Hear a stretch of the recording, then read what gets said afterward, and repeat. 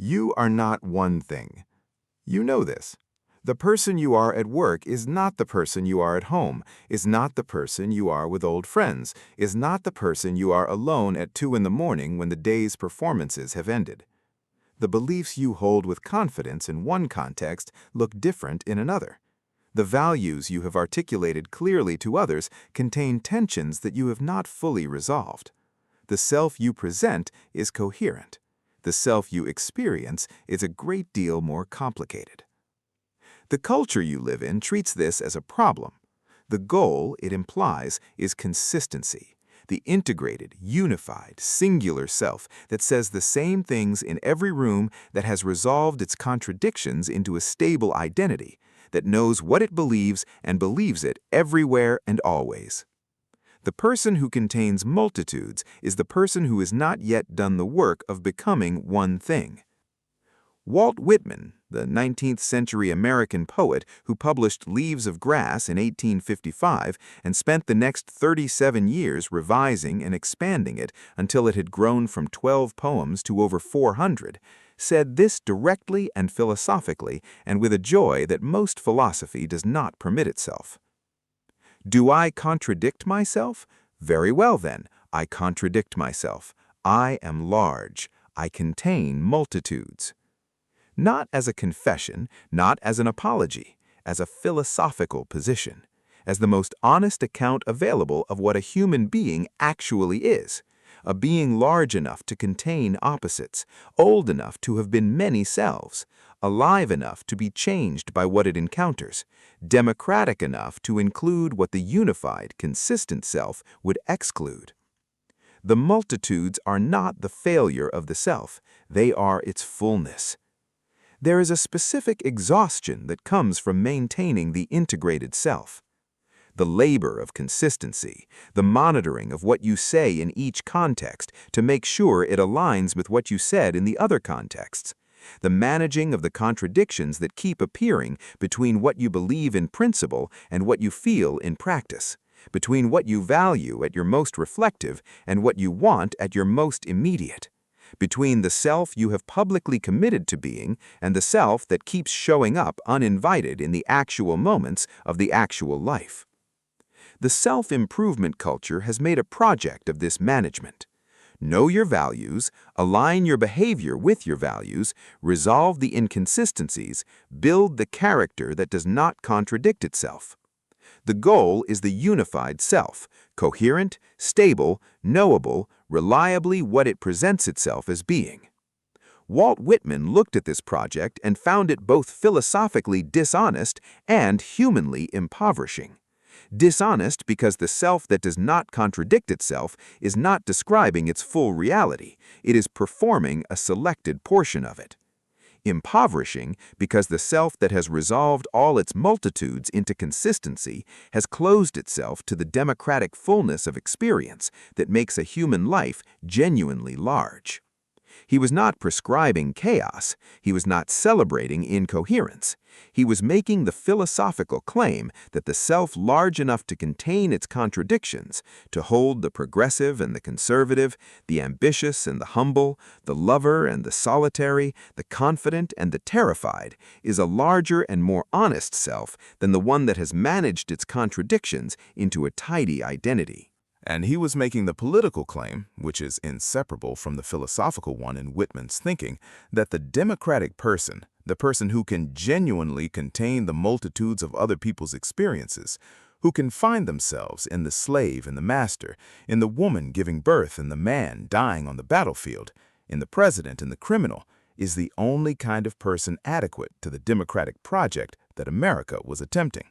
Walter Whitman, Jr. was born in 1919 on Long Island, the second of 8 children in a working-class family of mixed English and Dutch ancestry.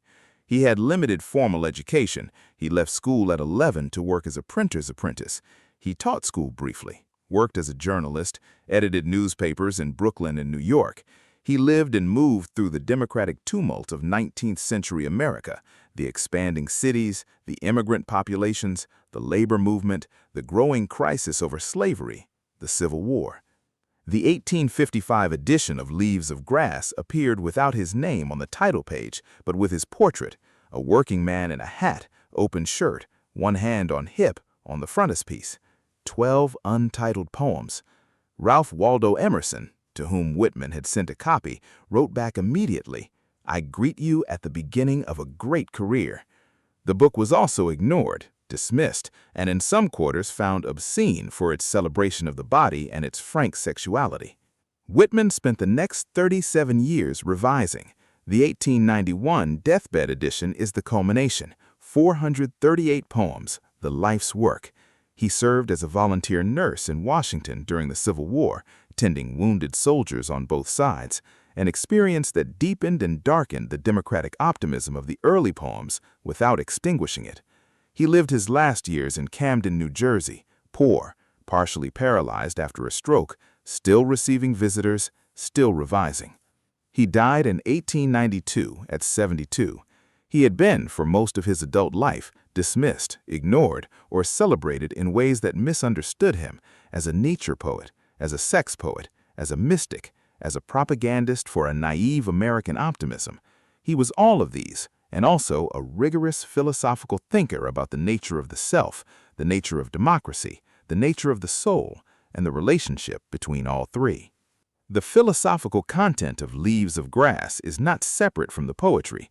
The form is the argument, the long lines that refuse to close into couplets, that accumulate rather than resolve, that catalog the diversity of American experience without organizing it into hierarchy. These are Whitman's philosophical statements about what a self large enough to contain the world looks like in practice. 3 philosophical moves in Whitman that together constitute the most democratic philosophy of selfhood in the American tradition. The first is the democratic self. Whitman's self in Leaves of Grass is not a private self. It is explicitly a representative self, the self that contains within its own experience and imagination the full range of human experience. When he says, "I am large, I contain multitudes," he does not mean only his own private contradictions. He means that the self he is describing contains the soldier and the nurse, the slave and the free person, the dying and the being born, the criminal and the judge. He can imagine his way into all of them. He can find himself in all of them.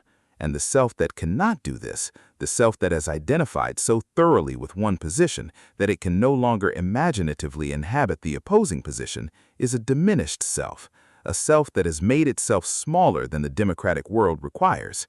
This is a philosophical claim about what genuine empathy is and what it demands, not the selective empathy of the person who feels for those like themselves, the full, democratically demanding empathy of the person who can genuinely inhabit the experience of those who are radically unlike themselves, and who has not resolved their own contradictions so thoroughly that they have lost the interior flexibility that genuine inhabitation requires. The second move is the celebration of the body as philosophical statement. The self that Whitman is describing is not the Cartesian self, the mind that has a body. It is the full, embodied, breathing, sweating, loving, aging self that is inseparable from its physical existence. The attention to the body in Leaves of Grass is not decoration.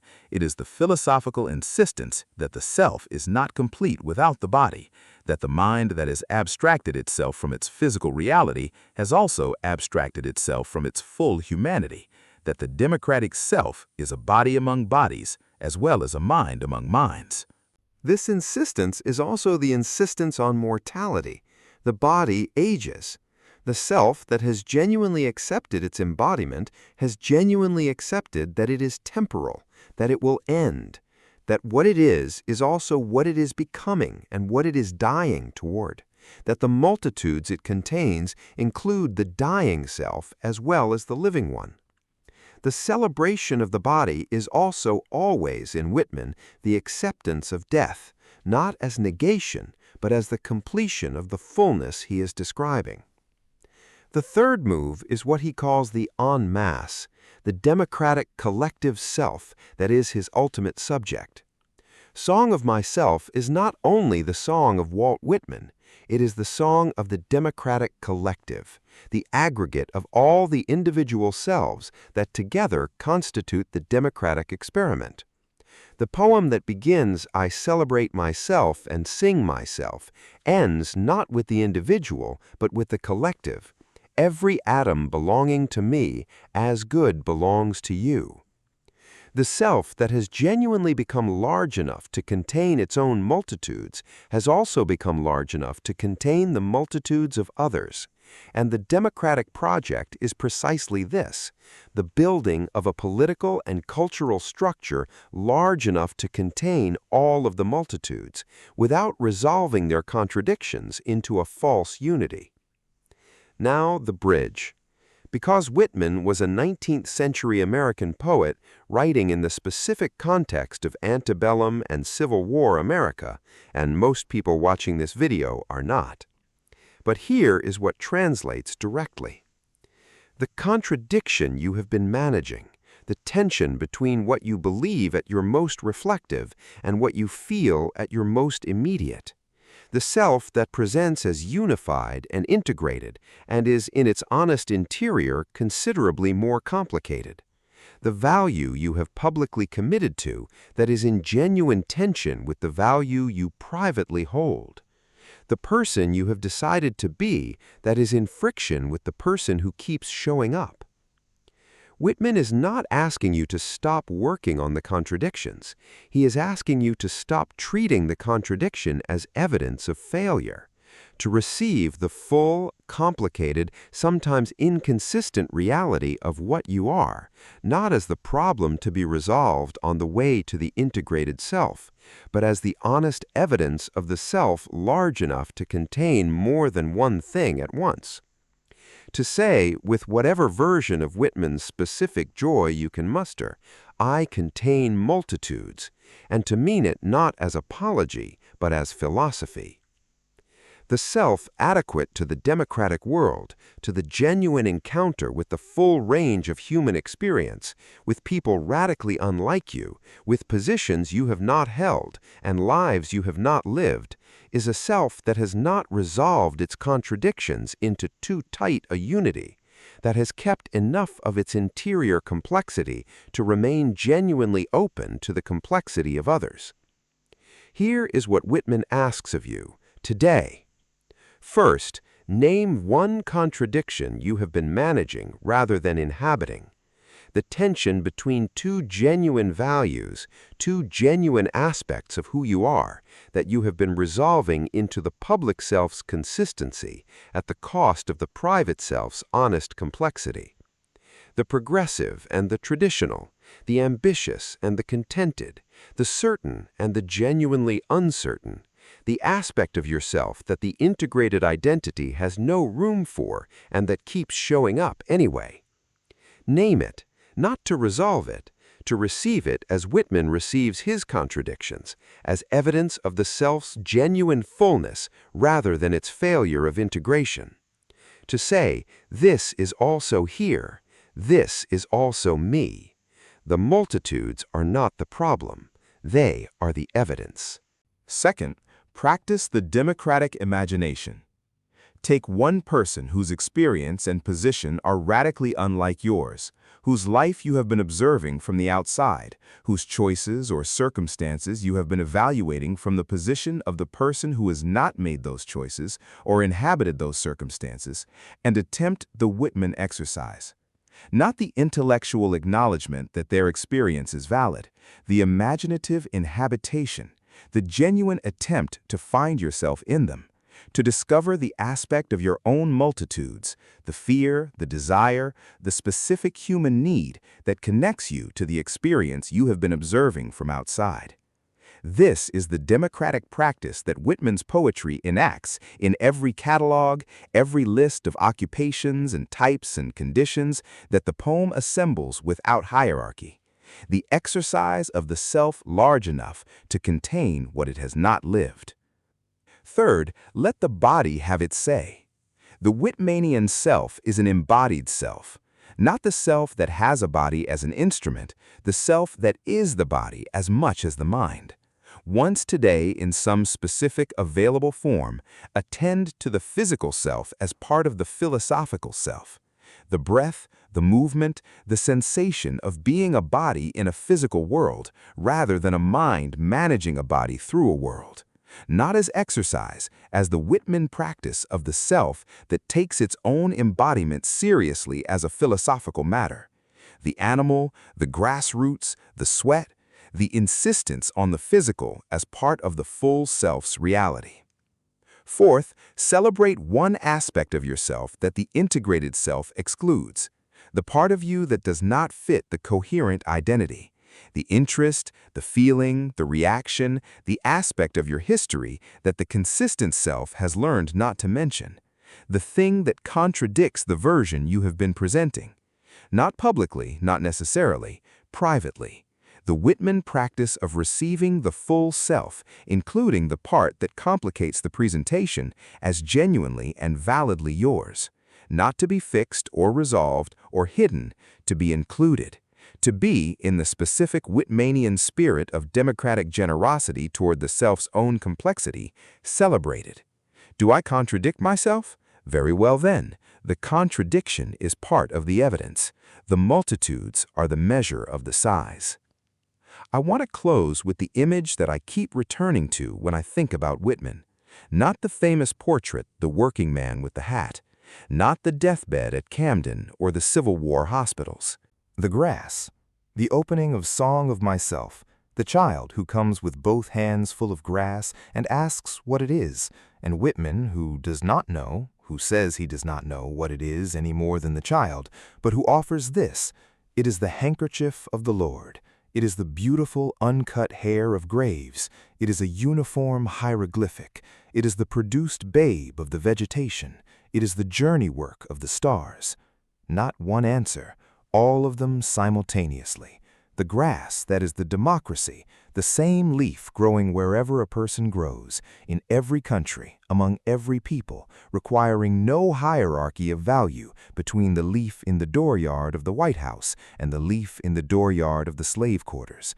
The grass that is the self, the produced babe of the vegetation, the specific, embodied, mortal, multitudinous growing thing. The grass that is the death, the handkerchief of the Lord, the beautiful hair of the buried. All of it at once, no resolution. The self large enough to hold the beauty and the death, the democracy and the individual, the grass growing everywhere, and the specific, unrepeatable leaf growing here. Do I contradict myself? Very well then, I contradict myself. I am large, I contain multitudes. Take the size. That is the whole invitation. Here is the question Whitman leaves us with today, not from the page, from the grass, from the democratic fullness of the self large enough to hold what the integrated identity keeps excluding. What is the multitude you have been managing rather than inhabiting? What is the aspect of your full complexity, the contradiction, the tension, the part that does not fit the coherent presentation that you have been excluding on the grounds that the self should be more unified than it is? And what would it mean to receive it, not to celebrate incoherence, to celebrate the size of the self that is honest enough to include what it contains, rather than tidy enough to pretend the multitudes are not there? Leave that in the comments, because naming the multitude, claiming it rather than managing it, is the beginning of the Whitman practice. The democratic self, large enough for the world because it has been honest enough to be large enough for itself. I'll see you in the next one.